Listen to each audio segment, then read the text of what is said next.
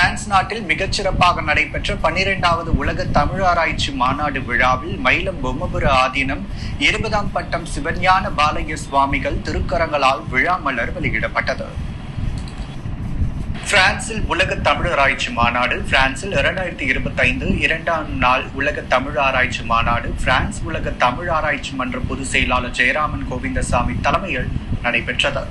மல்லை தமிழ்ச்சங்க தலைவர் மல்லை சத்யா, உலக திருக்குறள் கூட்டமைப்பு தலைவர் கவிஞானி ஞானமூர்த்தி தலைமையிலான தமிழறிஞர்கள், எழுத்தாளர் நாட்டுக்கவி முல்லை செல்லத்துறை, முனைவர் திருமூர்த்தி, முனைவர் வனிதா பொற்கொடி, ஞானமூர்த்தி, பேராசிரியர்கள் சுதாராணி, மலையரசி, முத்துசெல்வன் மற்றும் டாக்டர் பெரியநாயகசாமி, முனைவர் சிப்புலட்சுமி, பேராசிரியர் காமராஜ் ஆகியோர் மறைத்தாயுமானவன் கட்டுரையாளர்களுக்கான சான்றிதழை வழங்கினர்.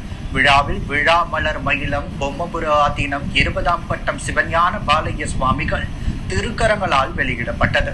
12வது உலக தமிழ் ஆராய்ச்சி மாநாட்டின் ஏற்பாடுகளை தலைவர் அப்துல் வாஹிதும், செயலாளர் கோவிந்தசாமி, ஜெயராமன் மற்றும் தமிழ் அறிஞர்கள் பலரும் கலந்து கொண்டு சிறப்பாக செய்திருந்தனர்.